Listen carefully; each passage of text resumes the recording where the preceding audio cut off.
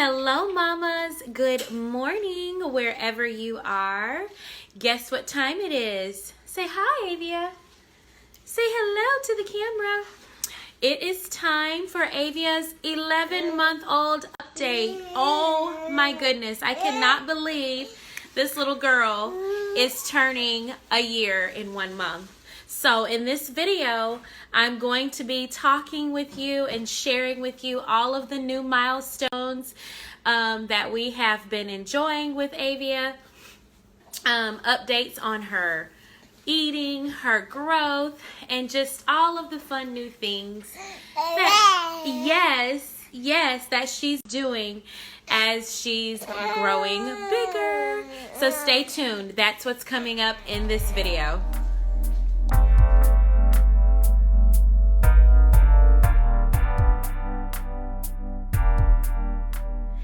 Say hello, pretty girl. All right, everyone, welcome. This is Aviah's 11-month-old update. Hey, you're the star of the show. I need you to look at the camera, Mama. Look at the camera. She may not remain with us throughout the entire video. As I have explained before, she's very, very busy, very curious, which is wonderful for an 11-month-old. But we're going to try to keep her involved in the entire video. Again, I want to introduce myself.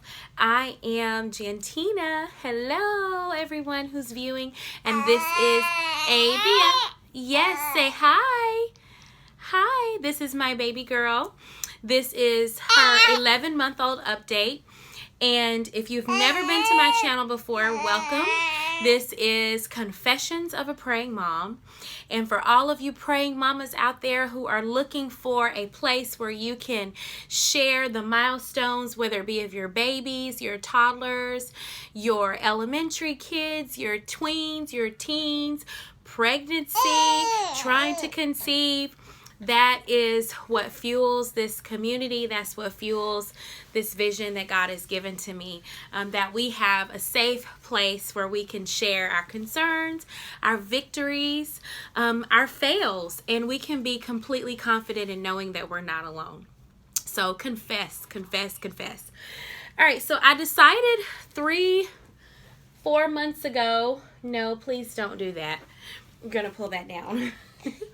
I decided 3 or 4 months ago that this is how I would do her update. I was doing a post every month, and we're going to jump right in. I've got my notes here. So, welcome back to all of you who have been following, who have subscribed, and welcome to you who are first-time visitors. I hope you will become my friends and you will join the community of moms that make up Confessions of a Praying Mom. Before I jump into the update, I do want to add that this is a community where I am hoping to encourage, inspire, and uplift other moms as we navigate through motherhood, all of the trials and tribulations, the sleepless nights, journey through having a new baby, having a toddler, wrestling with schedule changes. Some of us are homeschooling, some of us work outside of the home, and we experience so many different triumphs, victories, and then sometimes we feel like we've failed. And it is my prayer that we can encourage each other with the raw truth, the realness about what it means to be a mother who is walking in faith. As I always say, the most powerful tool that we have that Jesus has given to us is prayer. So mama, if you haven't already activated those prayer wheels and gotten them turning, I'm praying that as you join this community, you will be inspired to do so. That's what gets me through. All right. So we're going to go ahead and jump in. I wanted so badly to have Aviah in the video with me. Let me confess, this is my 3rd time shooting the video. The other 2, I had her in the video with me, and she was just too fidgety to the point where I was out of breath. She was knocking things down. She was trying to climb out of the chair with me, and so I decided, you know what, I featured her in the intro. You got to see her say hello, and I'm going to have some little slides playing through the duration of this video, so you get to see her in action. But it's so much better for mama to be calm. I can think, and it's just better, okay? So let's get started. All right, so this month, the 11th month, has been a month of excitement for various reasons. As I always say, don't compare. Don't get discouraged if you are reading I don't know, sometimes we have these apps on our phone and they give us an update on what your child should be doing during this time. Don't get discouraged if your baby's not doing certain things yet. They will do those things in their time. Some babies move faster, some move slower. Enjoy your baby being a baby. I'm not a healthcare professional. I do encourage you, if there's something that's really concerning you, to reach out to your pediatrician, but do not get discouraged and do not overreact if your baby is 6 months and they're not crawling. If your baby is 11 months and they're not walking. I've got some family right now who's asking, is Aviah walking yet? No, she's not walking yet. And that is actually number one. So I wanted to talk about her motor skills, her motor skill development. She has always had excellent dexterity. She can pick up things and move things and put things where she wants them to go. She has been a speedy little crawler since about 7 months old. So she's got the crawling down. Here's what's really cool. She freestands now. And it is so cute. Her dad and I noticed the other night she was doing it and she would realize it and she would just plop down on her bottom like whoop. So it's almost like she doesn't know, she's not aware, but the strength is there. You can see that her leg strength is supporting her weight, and if she were to try to stand for longer periods of time, she very well could. She's not taking steps yet. And I'm okay with that. She's 11 months. I'm not in a hurry to push her out there to start walking. But, you know, like I said, we've got family pushing for her to walk before the new baby comes. Those of you who don't know, I am pregnant. So that's the first thing. Number 2, independent play. This is something that I'm actually really excited about. Prior to this month, she was really not interested in most of the toys that we bought for her. And, you know, I think that some of the toys, when we purchased them, like at the 7-8 month mark, they weren't developmentally appropriate. And now she's coming into being a year old, and she's more ready. But particularly, I'm inserting a video here. I want you to see how she has a lot more patience now with this shape sorter toy. And what I normally do is if I see her gravitating to a particular toy, I will get down on the floor with her and I will show her, I would demonstrate how to use it, try to get her to copy me or to participate in playing with the toy with me.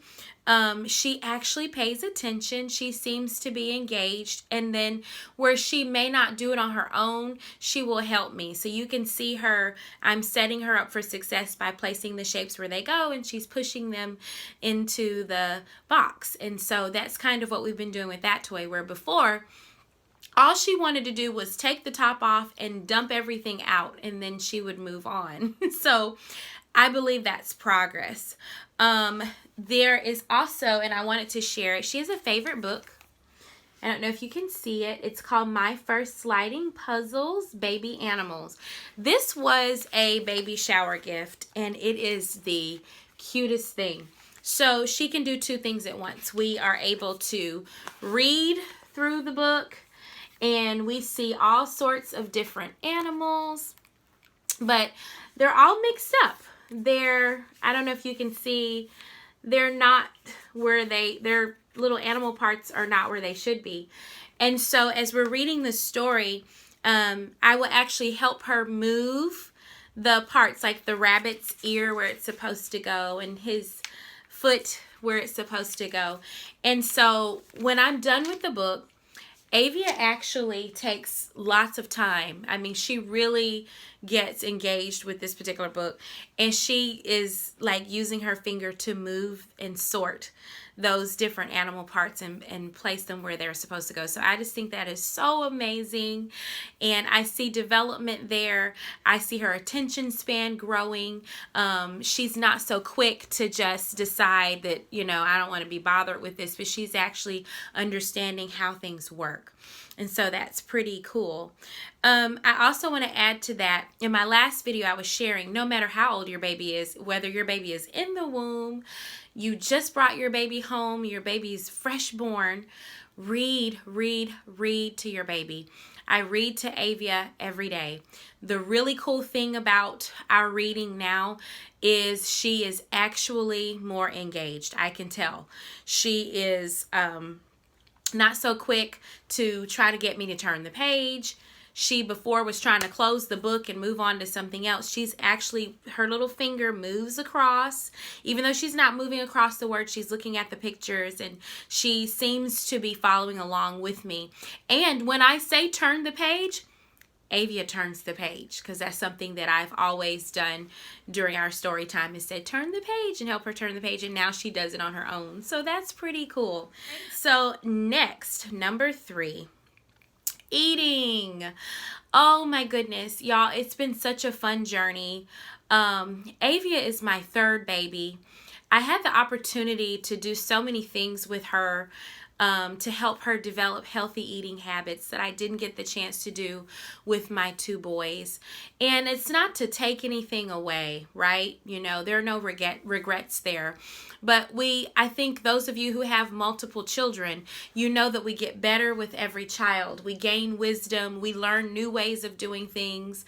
Things change, and new information is sought, it's practiced, and then it's applied. And so this time around, being that there's a 10-year gap between Aviah and my youngest son, I'm a lot healthier than I was. I ate so much more fast food, prepared a lot more processed food when Isaiah was a baby, when Elijah and Isaiah were babies. And now we just so happen to be coming out of a season where we were doing a mostly plant-based eating as a family.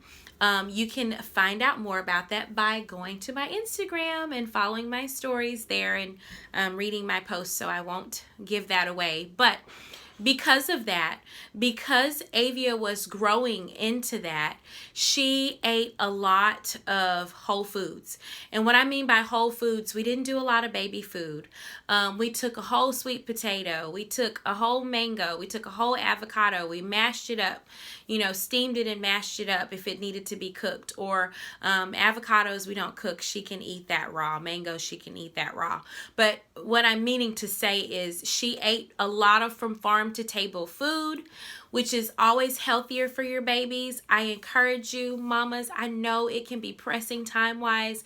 It can seem so much more convenient to just grab a whole bunch of those little pouches and feed that to your baby. But I'm telling you, I am going to do a new segment on how to take just a little part of your day and prep your baby's food. I do this every morning. I prep her food. I cut up her vegetables. If they need to be steamed or if they need to be cooked, I will normally bake them or steam them and prepare them, put them in containers, put them away. Most of the time I make enough that lasts for 2 to 3 days. And so when it's mealtime, all I got to do is put it on her plate. Now, that's where we are stretching this month. I am proud to announce that I no longer, what I did before was just kind of put a little bit of food at the time on her high chair tray. She would eat it, and then when she was done, I'd give her a little bit more. Well, now, within the last, I want to say week now, actually, it's only been a week that I've been doing this. We have just invited the messiness and accepted the fact that we're growing, we're learning, and we're going to have to clean up after each meal. She has these little plates, and I know you've seen them. They are the plates with the 3-part divider, 3 sections for food. And I put either a fruit or veggie, sometimes both, carb, and a protein on her plate. She has all 3 compartments have a food that she gets to pick up. She gets to choose what she wants to eat. And of course, there is the moment where she wants to take the plate and toss it. And so I'm standing there. Dad is either there or I'm there monitoring. And we say, no, no, don't move your plate. Plate stays down. And she eats until she's done. And most of the time when she starts to pick up her plate, to me it's a signal that she's done because she's playing with her food. And Aviah does not play. When she is hungry, the girl eats. Okay? So that is a huge milestone I believe we've reached. And I am enjoying that so much. We are also weaning her from the bottle. This is probably the hardest thing for me because to me, giving a baby a bottle just signifies that they're still baby. And I'm accepting the fact that Aviah, she always has been pretty independent, and she's never been one to really want to be cuddled or held. She's always wanted to be put down, or you know, she'll push away when you try to snuggle with her. That's just her personality. I think she's going to be pretty independent and want to do things on her own. She's already showing signs of that. But my whole reason of going ahead and weaning her from the bottle, it is recommended by your pediatrician to do so by 1 year old. But also we have another one coming in January, and I don't know about you moms who clean bottles every day, but I don't want to clean bottles for 2 babies. And I'm going to leave that right there. So I was very, very, very, very aggressive with going out, choosing a few sippy cups a couple of months ago, trying them on and off. And we settled with this one. If you can see, I am not being paid to do any type of review for them. It's not a sponsored video, but I'm just sharing something that I think that you should definitely invest in if you are a mom who is looking for the perfect sippy cup for your baby. Okay, so as you can see, this portion of the cup, there's no, like, you know how normally there's a spout? There's no spout because your baby will actually drink like they're drinking from a cup. Like if I take the top off, it's like a regular cup, and we've given her it to her that way as well. But with the top on, it trains her to use those same jaw muscles and lip muscles that would be used to actually drink and suck liquid from a regular cup without the mess. That's why it's called the Miracle 360. So what I do, I either put water or her formula in this cup at breakfast, at both the AM and PM snack time, and she's doing so well. What's really cool is we don't give her a bottle now in the morning. We just present her with her breakfast, and then we give her her sippy cup with milk. For both snacks, she gets water. And the only 2 times of the day that we're giving her a bottle still now is after lunch for her nap and before bedtime at night. Okay, so I plan on, this is my plan, is that next month when she turns a year old, we will remove the bottle that she gets after lunch at nap time. And then right around 13 months, a month later, we will remove the bottle at bedtime and see how that goes. So I'll be keeping you updated on that. All right, the next part, weaning her from her pacifier. That really, I haven't even thought about doing that yet.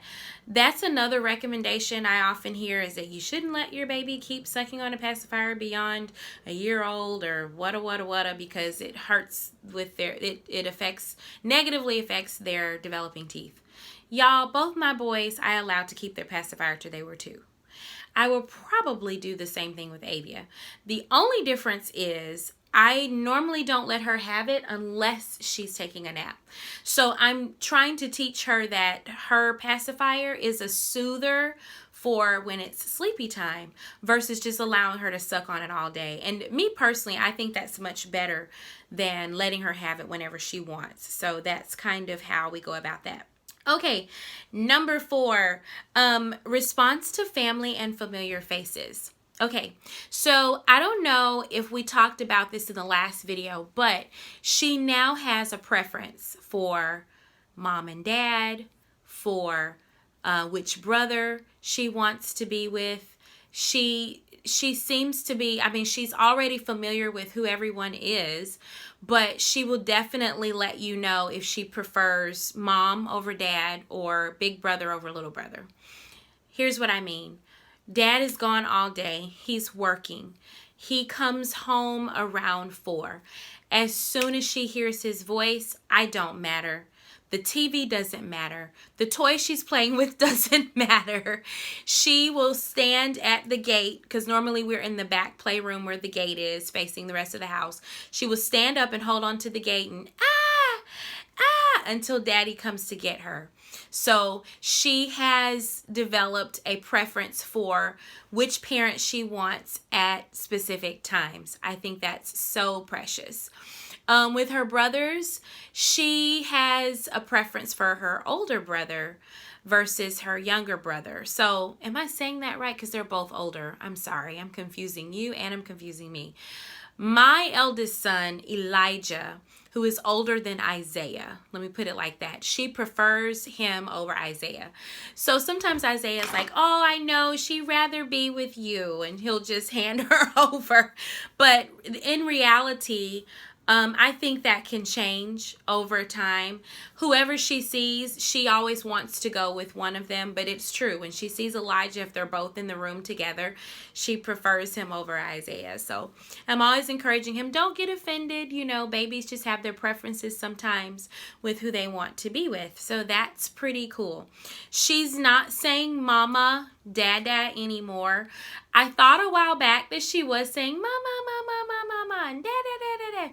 But it just kind of passed. I haven't heard her distinctively say either one. So we haven't started to say mommy and daddy yet. But that moves us on to number 5, new forms of communication talking. She is definitely communicating. The newest thing that she does, it is so cute. It is when we're talking to her, huh? Huh? Huh? Huh? And it's like she's saying, huh? Huh? And she'll keep doing it over and over, and we keep talking back and forth. It's so sweet. When she's playing independently, she babbles a lot more. So I'll hear her, and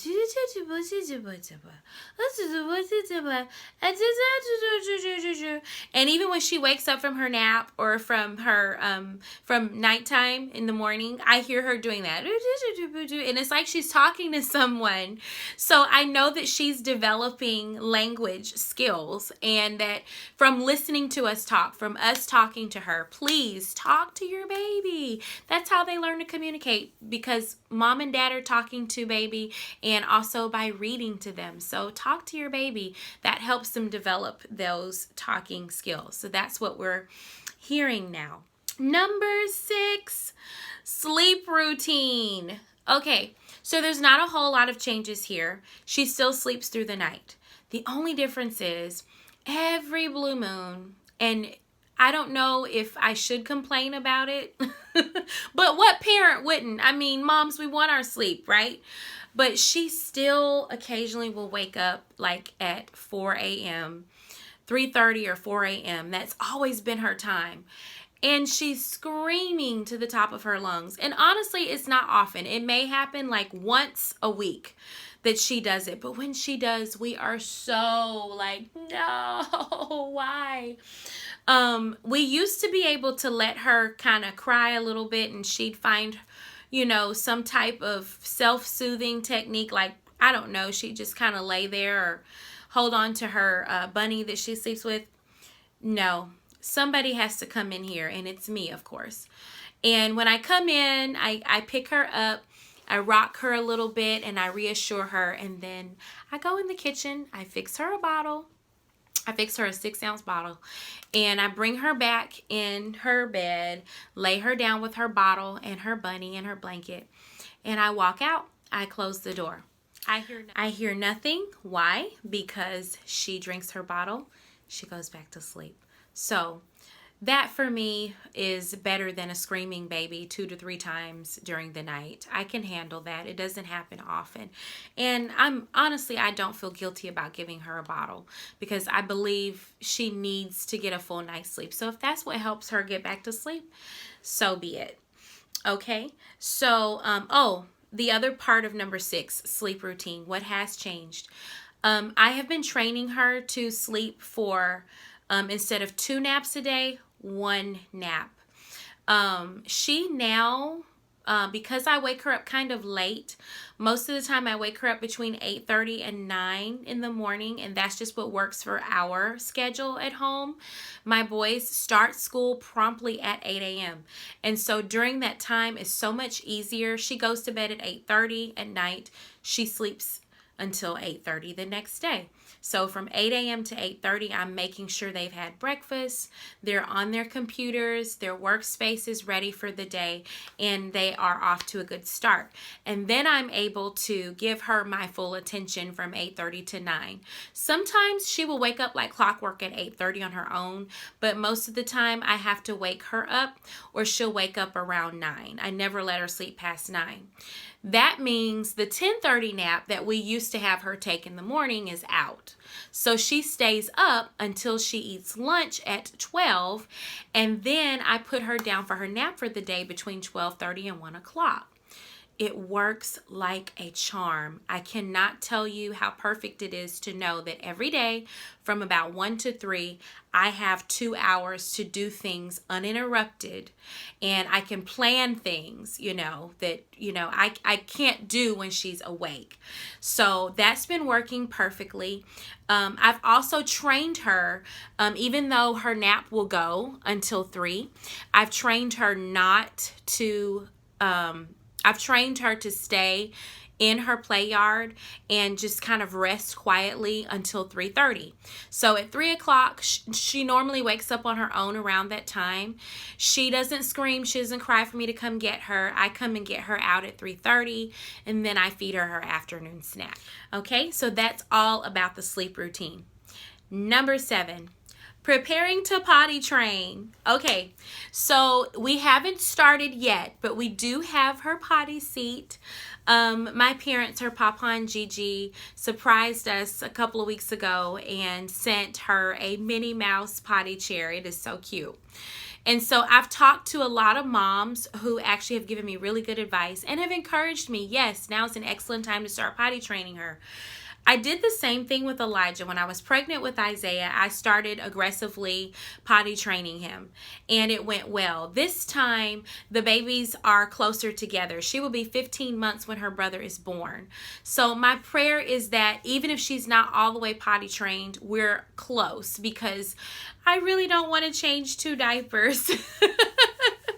But also because I'm encouraged. I see moms who are having babies back to back, and it's proven that it can be done. And so I'm all in. I'm going to start putting her on the potty next week, and probably every hour, and try to form some type of routine with her so she can get used to that.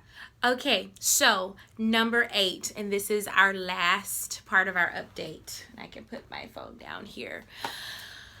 Being pregnant with a toddler. I officially see Aviah as a toddler now. She still has 1 month to go before she's a year, but hey, it's not time for me to bring out the Kleenex and start crying yet as I reflect on this whole year, because it's gone by so fast. I'm going to save that for her 12-month-old update next month. But I just want to kind of talk about being pregnant with an 11-month-old, or being pregnant with a toddler. It has gotten to be kind of difficult.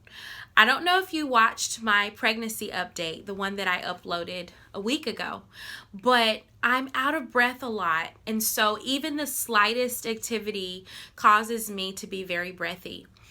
You know already, running behind a toddler takes a lot. And so there have been moments where literally I have to just set her in her play yard, put my feet up in the bed, and say, okay, Sesame Street, here we come. And she loves Sesame Street, which warms my heart because I'm a Sesame Street baby. She actually, the other night, we sat up and watched 3, not 1, not 2, but 3 episodes of Sesame Street. And she was so engaged. She was clapping, she was laughing, she was singing.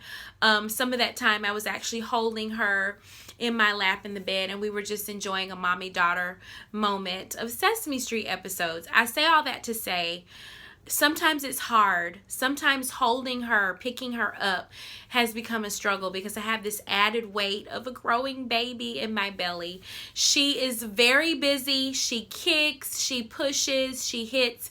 She doesn't intend to do it, but that's just her character. She's Miss No, I don't want you to help me, put me down, I want to do it myself. And so sometimes that's really tough on me physically, and I can get a little frustrated. So I've been praying and just asking God, to give me the grace, give me the added strength to snuggle more with her and pay attention to the time that she and I have, just me and her. Because when the baby comes, I'm going to have to share that time. She's going to have to understand and learn that she's sharing mom with another baby. And so those moments are kind of hard, a little emotional for me. But I just wanted to share that that's real. And that's where I am. So moms who have been pregnant with a toddler, you had babies back to back, talk to me, share some comments with me. How did you do that? How did you feel emotionally? How did you start to prepare your baby for the new baby coming? Because Aviah is at an age she doesn't understand. She doesn't even know, baby, what baby is. So just all of that sometimes is an emotional thing for me to think about, but I do want to prepare her as much as I can, and I'm praying that it will be an easy transition and that she will know that she still has mom, she still has dad, even though we're sharing our time, our energy, our hugs, our kisses with someone else. So I'd love to hear from you. If nothing else, and there isn't anything else, I am happy to report that that is the end of our video. Thank you so much for joining me. Thank you for subscribing, for liking this video. Once again, please do that for me. I know that this is blessing someone somewhere because I pray all the time that some mom who needs to be encouraged about whatever season of motherhood she's in will be encouraged by these videos. Thank you again. I can't wait to see you in our next video. As always, be blessed, be encouraged, be inspired, and continue to pray. You are a warrior. God has called you to be a mom. She's called you to raise your babies, and there is nothing that prayer will not answer. Okay, God answers prayers, and that is how I maneuver through motherhood. And so I want to encourage you to press through motherhood the same way by getting those prayer wheels turning. All right, blessings to everyone. Goodbye.